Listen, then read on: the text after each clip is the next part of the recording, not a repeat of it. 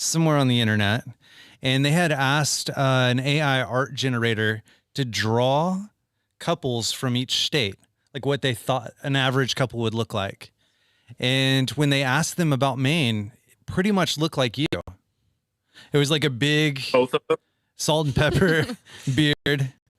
Just two guys. Yeah, and then you, if you, yeah, it's no. I'll find it and I'll send it to you.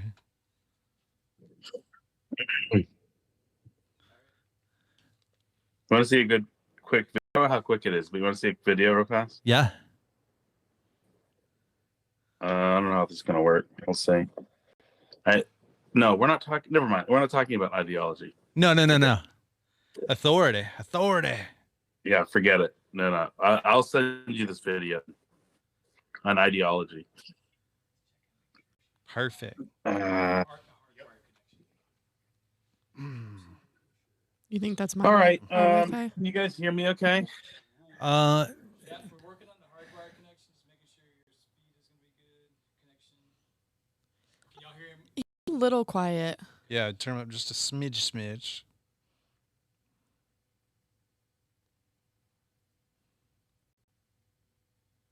Chris, can you talk again?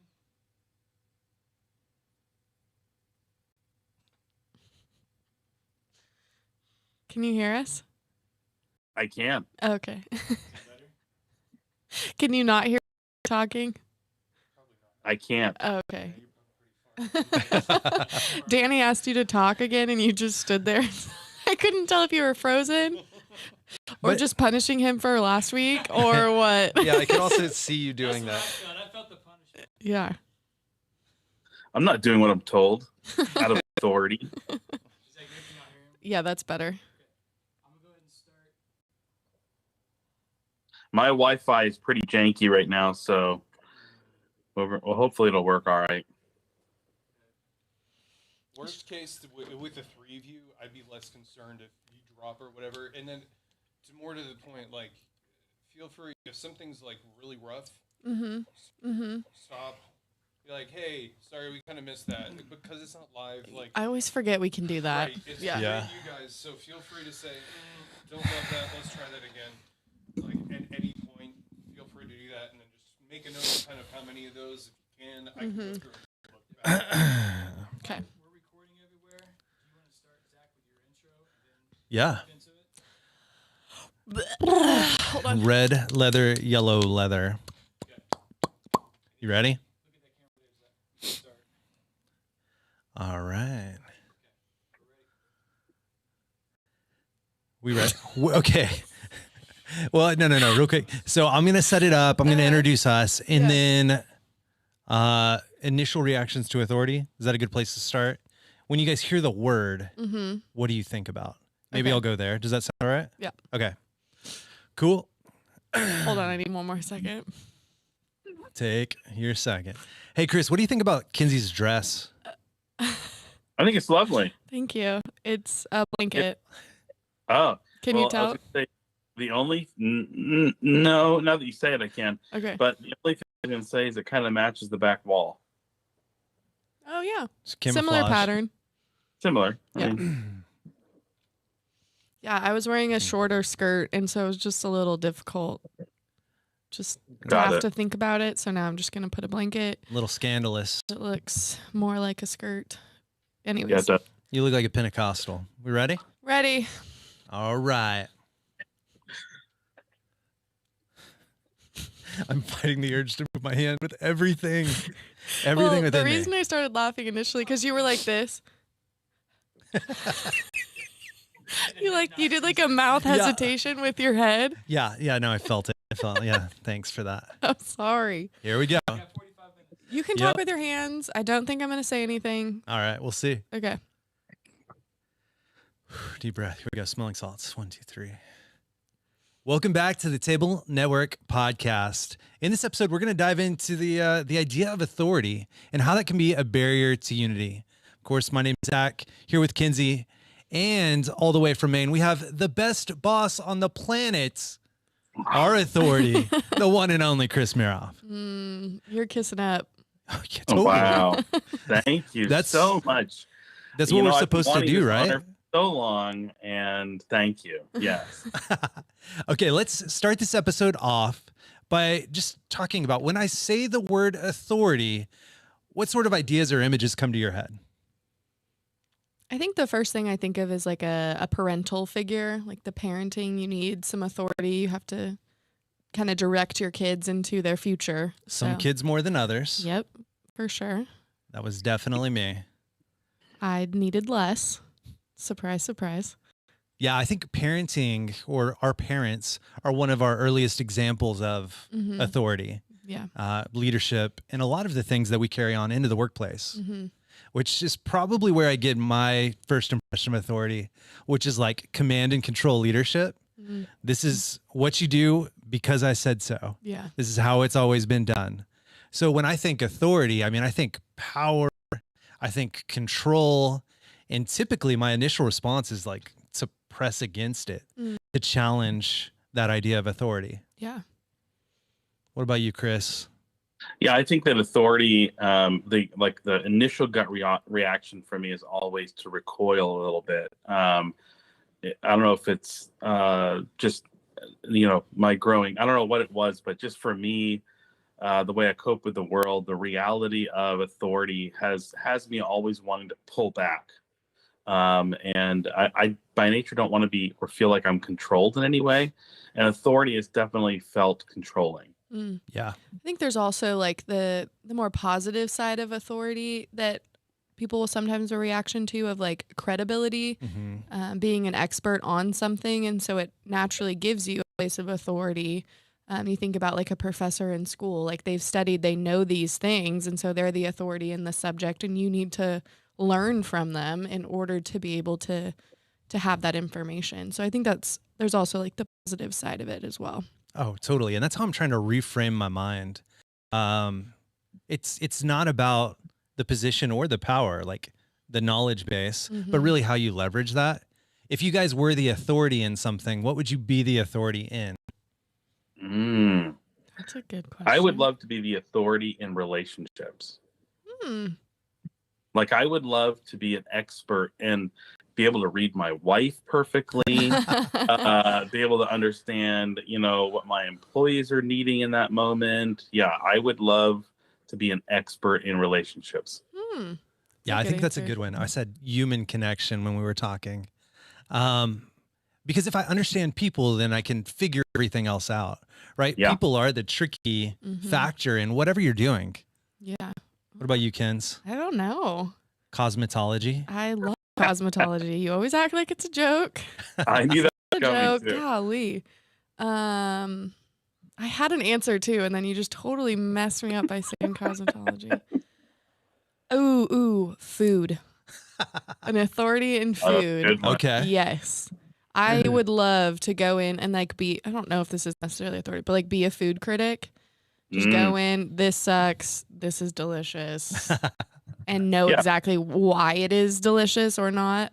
Watch those cooking shows. They know exactly all the different things that I don't necessarily pay It's attention like to. when Kenzie speaks and she's like, "Oh, you got to go try this place," we'd all be like, "Oh yeah, well then we definitely got to go because that's on Kenzie's, Mhm. top 5 list." Exactly. The refined palate. Yeah. If I could Yeah. get paid to eat, I'd be right there with you. Yeah. And Yeah. Chris, I don't want to rub it in because you're in the cooler temperatures of Maine. Yeah. But we just had a delicious Texas chicken fried steak. Ooh, Bad choice before nothing, a podcast, but good choice all around. Yeah, nothing tempting about that whatsoever to me. Really? No, chicken fried steak. No. Oh, What? when you come back. Nothing about that sounds delicious. Number one, and we don't have to spend a lot of time on this, but number one, why would you fry steak unless it's junk meat to begin with? Mm. Oh, And this- then if you're going to say to me, well, this was beautiful steak, this was like a tenderloin, then why fry it? It's delicious on its own. I was just about to say that to you, but the idea of emergent holism, this is teamwork at its finest. Yeah. Fried is good. Steak is good. Fried steak together is even better. Ask food critic Kinsey Francis. Yeah. I do love a good just steak on the grill. Like it is delicious and one of my favorite foods. But I do love, how can chicken fried steak be bad? You're adding breading to the steak. Then you add on gravy. That's a great option as well. This might be the hottest of hot takes on the podcast so far. I don't know. Time will tell. It's not that I would turn my nose up at it if you served it to me, but I would never, ever, and I mean never, order it. Ever. And my first reaction, I'll be honest with you, might be to judge you. I am so shocked right now. Oh my gosh. We're going to put this to the test. That's right up there with ordering, and again, I know I'm going to offend somebody. Uh-oh. It's right up there with ordering Gulf of Mexico oysters. Oh, No. that sounds a little risky. I don't know if that's exactly. And unless you know that chicken fried steak has the best cut of meat, it is risky to me because most of them I chew and it's like gum and it just no. That's like comparing apples to food poisoning for me. But all right, let's get back to it. Okay. Here's kind of my leadership journey. I started gaining influence because I rebelled against authority. I was pushing back. I was kind of punk rock in spirit, and people started to draw to that idea, the challenging of authority. Then eventually, as people start to follow, you end up in a position of authority. And now you can't use the same methods that got you there, right? Now I've actually got to leverage my authority for good. I've got to be a master in human connection. And so it has me thinking, my natural tendency is to rebel, but could we do away with this idea of authority altogether and just have a giant, decentralized, flat organization? Or is authority a necessary component? What do you guys think? I think it's more necessary than I think we want to admit. And I think it's because we've seen it done so poorly so often. And so our natural reaction or response to authority a lot of the time is to rebel or to like move away from it. But I think there is need, like, because we don't all always know everything or know exactly what to do. And so we need people to help guide us and mentor us and lead us. And I think you want to be mentored or guided by somebody who is an authority or has more information than you do. And so I think it is a necessary component to growth when done well. Yeah. I also think of the bystander effect. Like, somebody's got to take ownership of it. Somebody's got to be responsible for it. Otherwise, nobody does. Yeah. And I think you say this a lot, Chris. Like, if everybody just did exactly what they were supposed to do when they were supposed to do, everything would be fine. But if they don't know, or they're not motivated, or any number of factors comes up, that's not going to happen. That's right. Yeah. It leaves people in a state of uncertainty when nobody's taking charge of a particular scenario. And we all know what happens in crisis. Like in that moment of panic, or in this moment of great fear, you really need somebody who's going to step in and take charge. But I think the biggest difference would be you'd want them to do that in a selfless manner. Not in a way that's like, look at me, this is what I know, you should do what I'm saying. For me, that need of authority is kind of an exercise in soft skill. And when you can do that really well, when you can wrap that expertise or that information or that even boldness with soft skills, it not only can get people through crisis, but on the other side, they can reflect on that process and think, wow, I was really taken care of. Yeah. For sure. I think the problem with authority is a lot of people want that position of power control for a selfish reason. They want the money or the power that comes with the title, but they're not really looking to truly serve people. And so I think that's where we have to like reframe authority. Exactly what you're saying is it should be in an effort to serve the people that you're leading. You think of like going back to the parent figure. If you're just wanting to be a parent just to tell somebody what to do, like, good luck. Like, they don't listen half the time.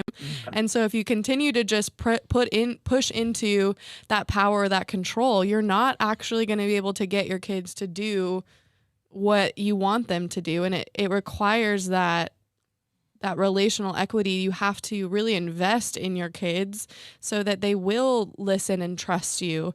But you still need that position of authority. And so it's just how you wield it is really important.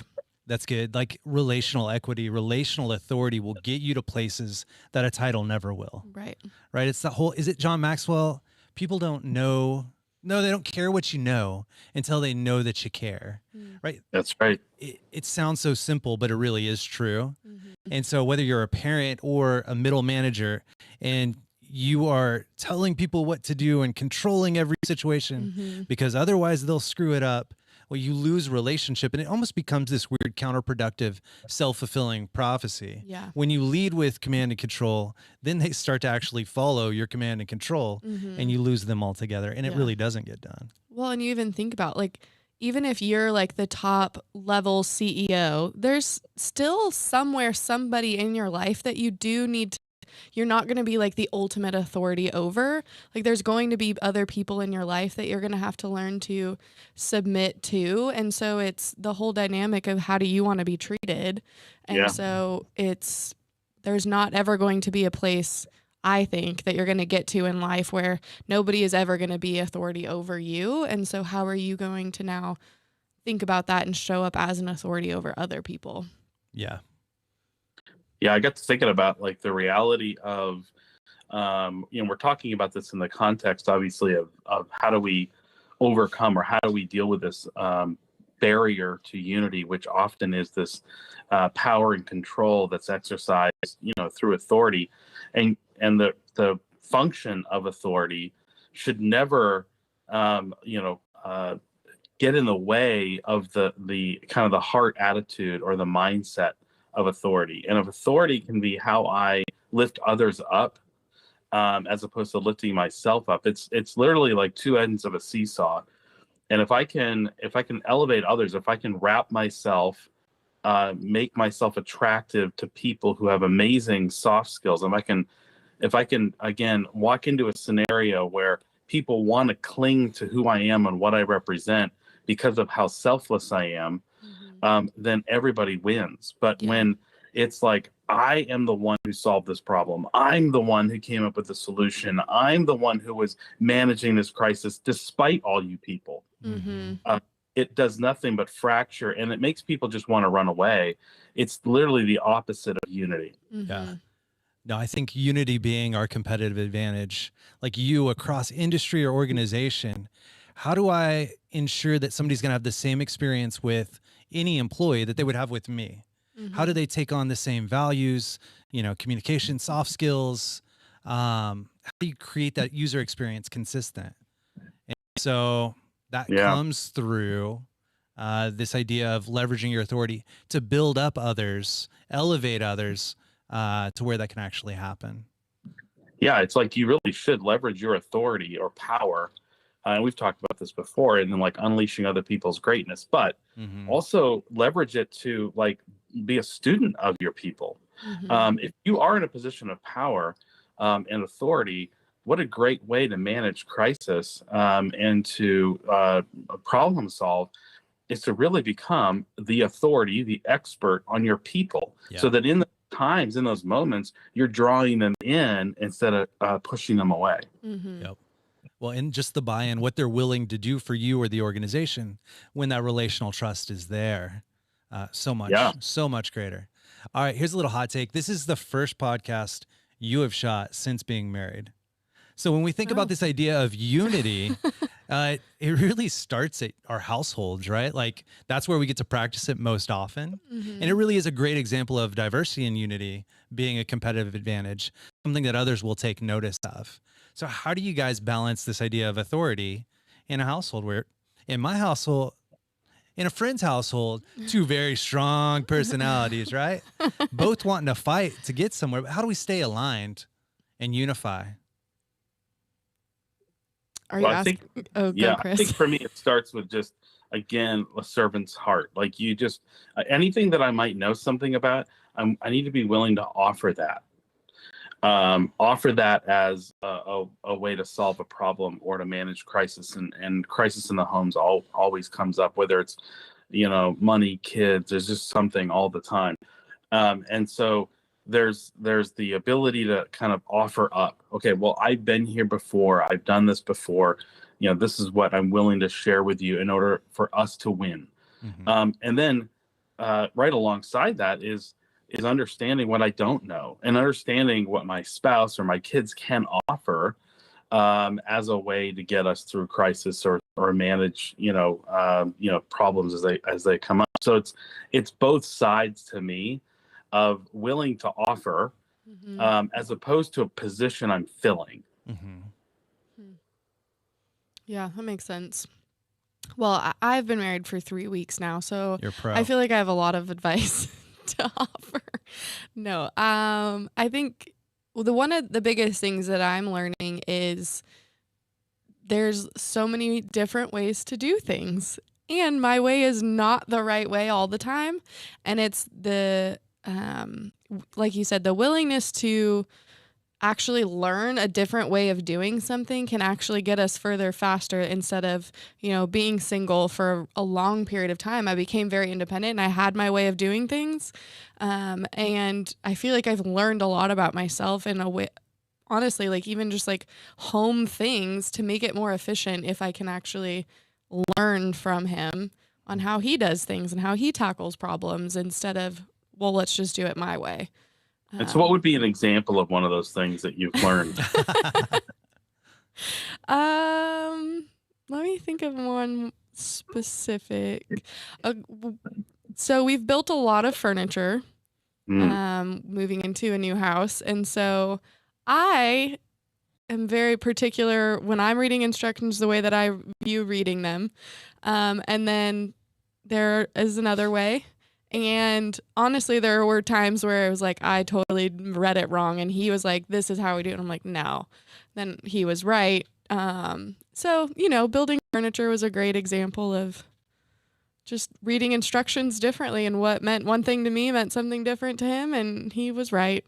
I'll admit it. Say it again. He's going to clip this and like, hey, I get it. If you're reading IKEA directions, those are like hieroglyphics. It's open to interpretation.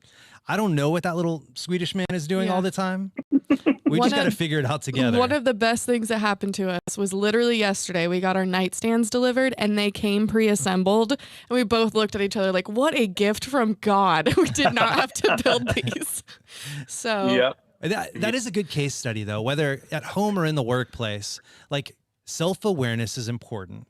I realize that sometimes my tendency is to elevate efficiency over relationship, which in the end is going to get me nowhere, not where I want to go, at least. No. People aren't a means to an end. People are the end. I know we say that a lot. But then also awareness of the others that I have influence over or I'm working with or in relationship with.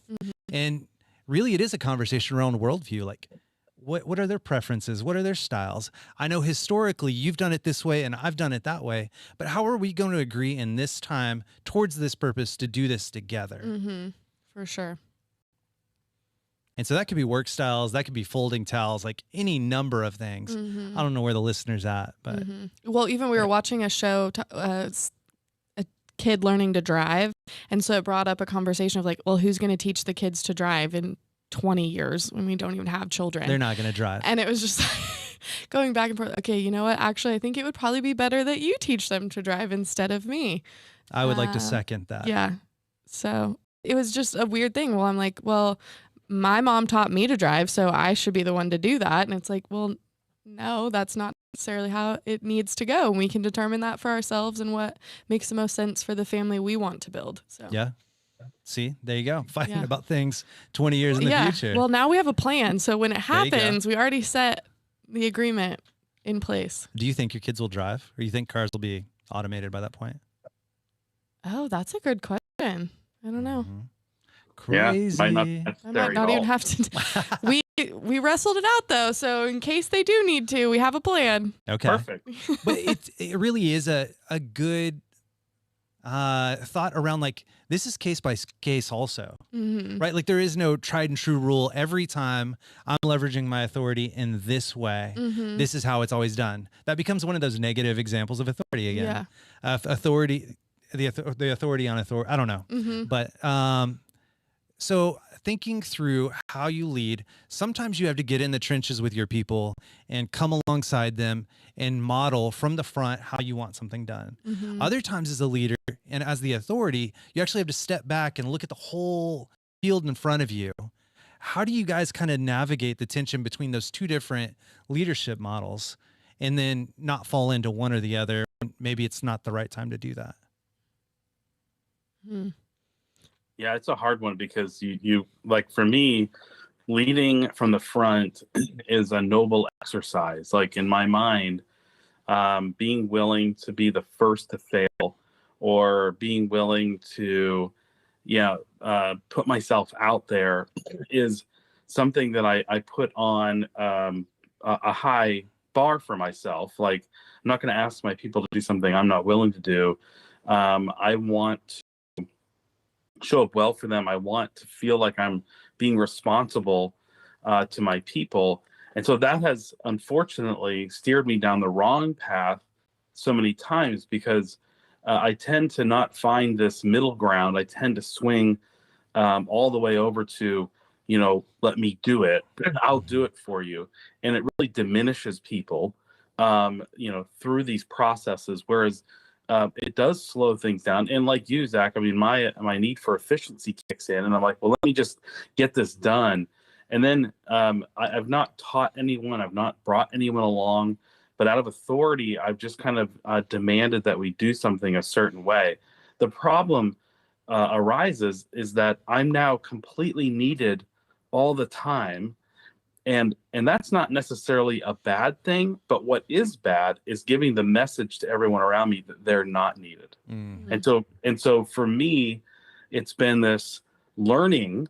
I've had to learn how to do this, which is to slow down and bring people along in a way that allows them to fail fast, but giving them the space and the comfort and the trust and the relationship to know that upon failing, it's, there's no punishment coming, but that's part of the process. So it is a very hard one to navigate guilt-free for me. Either I feel guilty that I'm running out ahead, or I feel guilty that I'm shoving my people out ahead of me, and neither feels really, really good.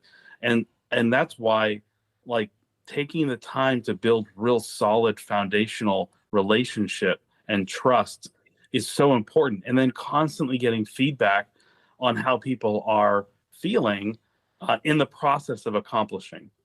That's been a tough one for me to figure out over the years. Yeah.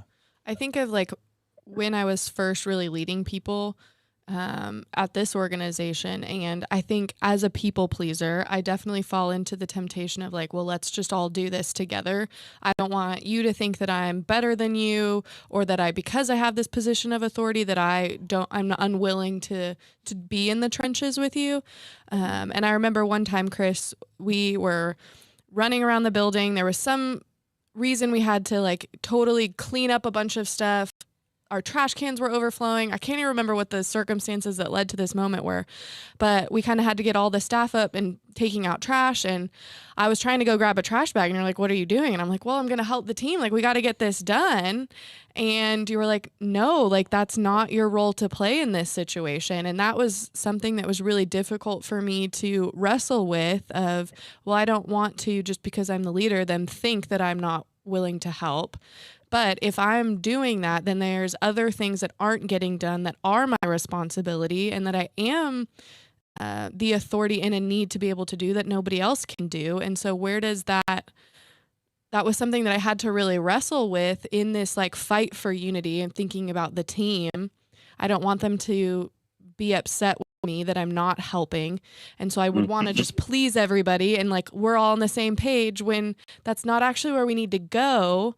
And I had to reframe the way that I was viewing unity in this situation. Wasn't just us all doing the same thing, but us actually all understanding what our roles to play were and how we can actually accomplish what we're trying to accomplish. And I just wasn't the one that needed taking out the trash that day, which was hard to wrestle with. Yeah. Yeah, it's a tough one not to, again, swing from one side to the other to me.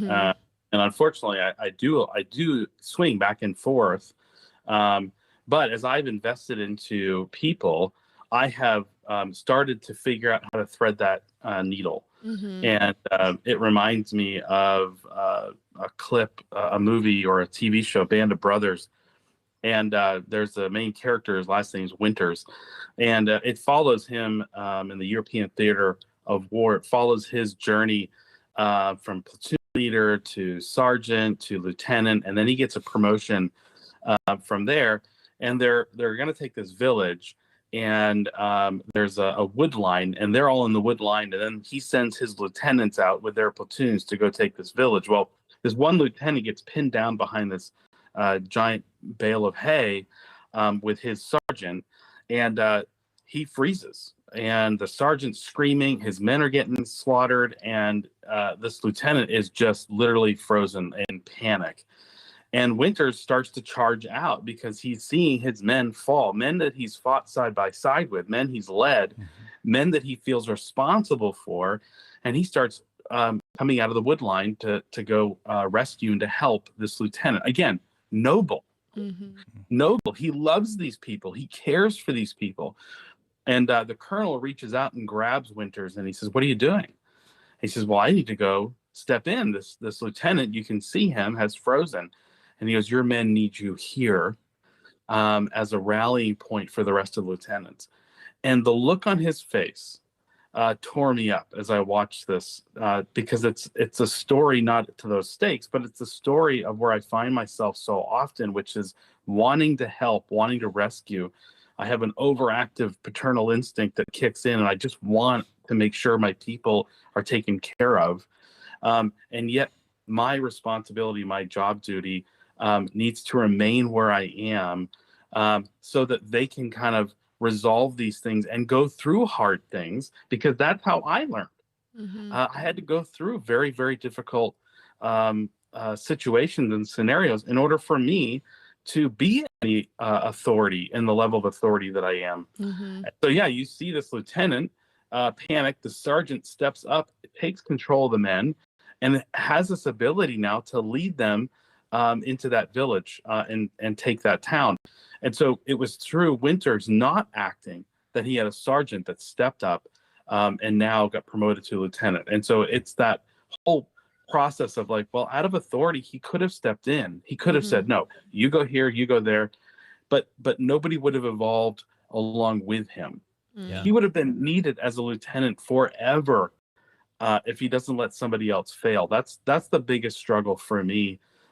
Is not just the command and control, which that power, that need to decide, we all have that within us. I think the little bit of ego and the pride that maybe get in the way. I really think the bigger issue is how to balance serving my people well by being responsible to them as opposed to being responsible for them. Yeah. And that saying right there has given me so much license in the workplace or in my personal relationships. Yeah. Responsibility to people, not responsibility for people.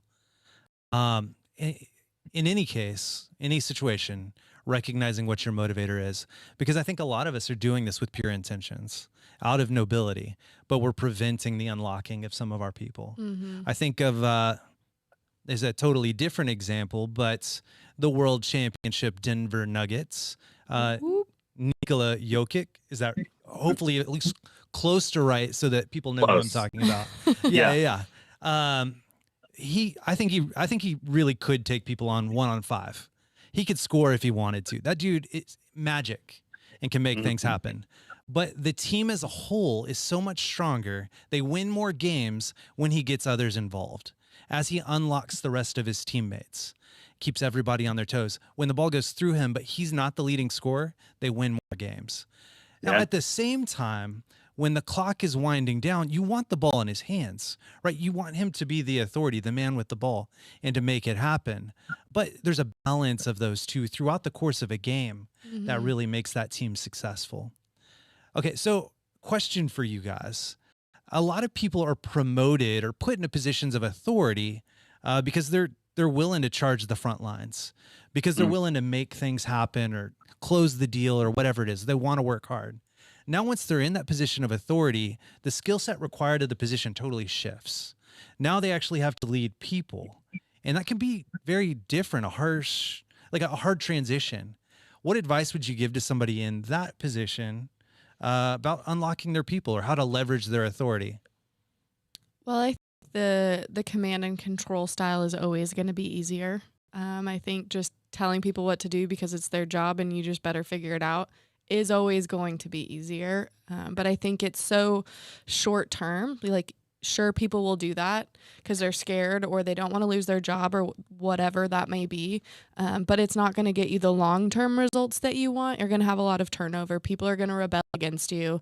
They're going to just go along to get along until they find another job. And so it feels easier in the moment, but I think the long term effects are so much more dangerous because then you're going to have to be doing it over and over and over again. And so to take the time to really invest in people, like we were talking about earlier, that relational trust that you can build, you don't necessarily have to go in and tell people exactly what to do. You can motivate them to understand, what you're doing and why, and they will go and act on their own. And they more just need guidance, less of like direct instruction. Mm-hmm.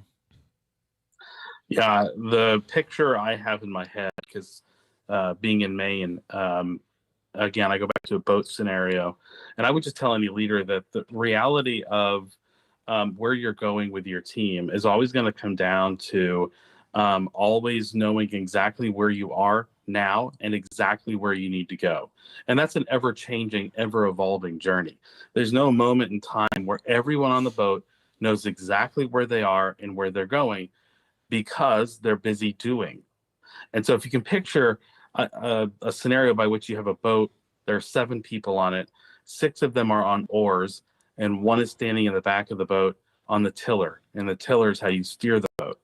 So if this leader decides to abandon the tiller to go sit and start rowing because they're getting nervous or they're getting anxious, or they're just screaming at everyone, and they're no longer really keeping themselves aware of where they're going and why, it chaos ensues, or more importantly, nothing happens. Nothing that's supposed to happen happens. And so as a leader, if you're not in the position, the mental state to understand that every set of hands on that boat is incredibly important, not just mine, not just the rower, but everybody's. We're all really, really important.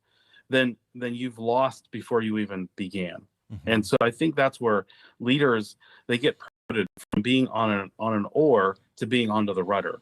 And what they do is they want to make sure they're yelling and screaming, or they're instructing people on how to row. But that's no longer their job. They've got to be at the tiller. They've got to steer the ship.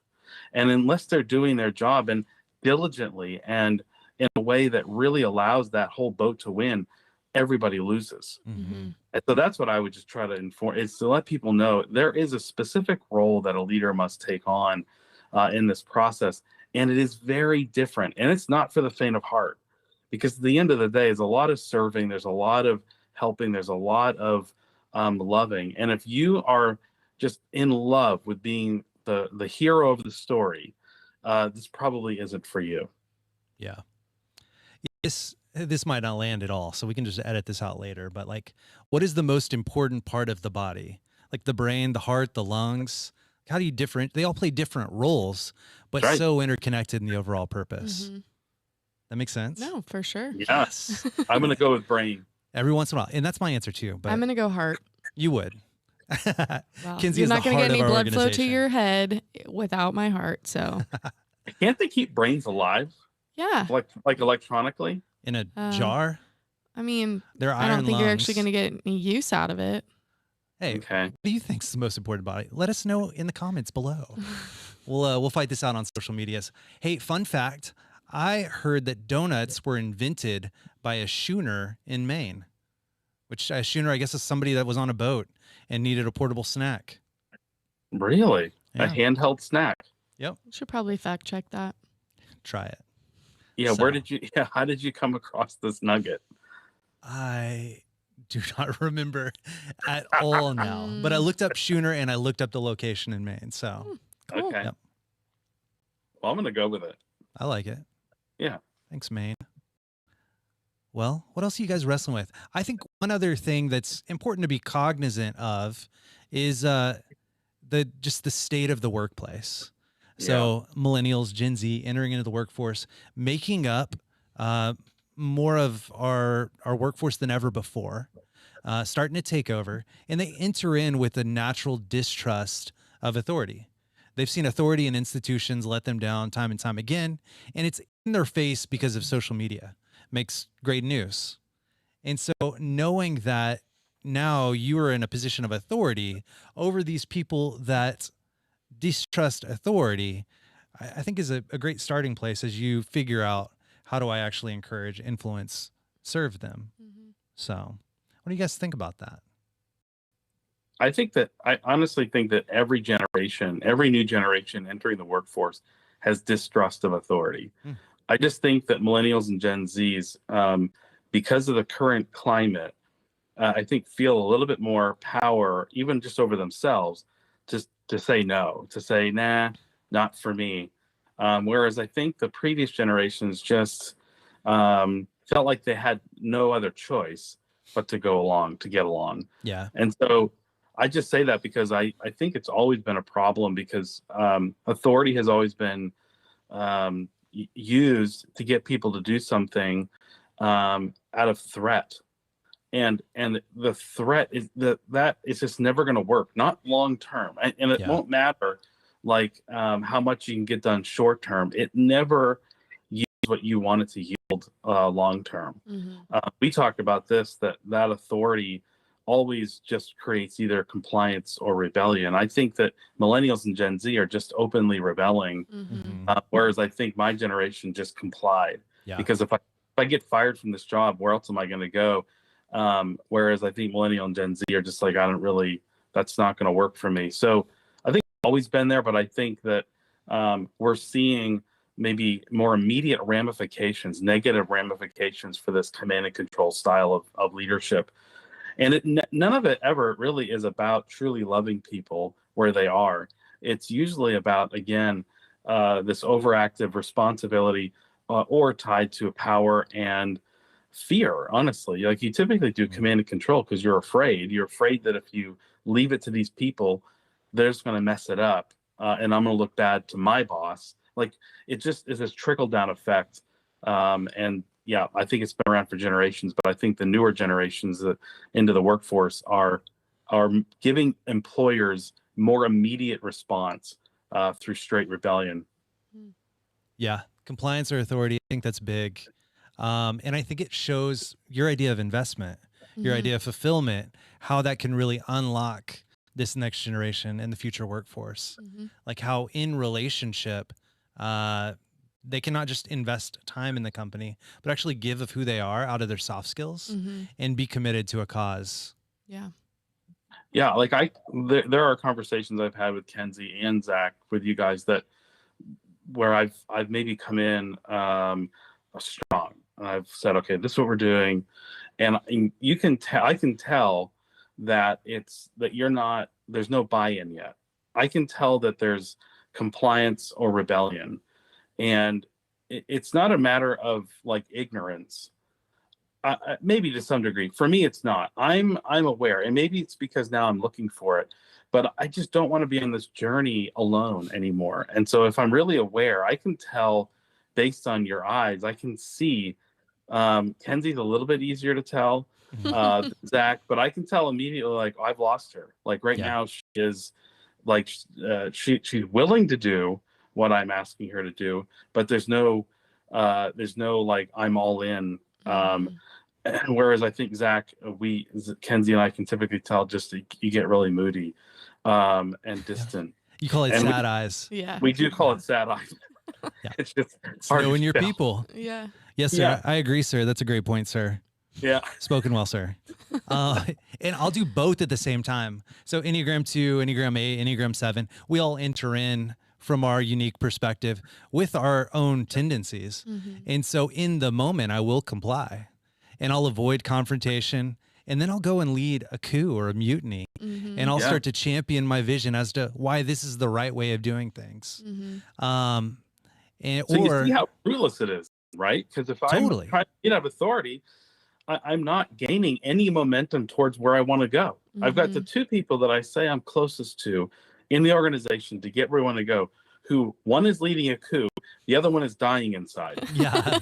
Not exactly a win-win scenario. Yeah. And in compliance, typically, whenever the idea eventually fails, because not everybody was unified and committed to it, then the person who complied is like, well, I told you so. It was never going to work. It was never my idea in the first Yeah, it place. was just Chris's fault. And we have a scapegoat, right? And it's a That's right. terrible way to invest 40 hours a week. So, Terrible. It ruins the meaning of work. It's, you know, it's not just about getting a paycheck, or it doesn't have to be. But if you have somebody who's always wielding authority, it makes it where it doesn't matter anymore. And it's just a means to an end to get my paycheck, when it could be so much more than that if you're willing to invest in those people. yeah. Yeah, treat everyone at work like they're a volunteer. Like literally tomorrow, they just don't have to come back to work. And guess what? That's actually true. Nobody is beholden to you. Nobody is going to be held captive anymore. There are plenty of places for them to go work, and they feel no moral obligation anymore to be loyal for 30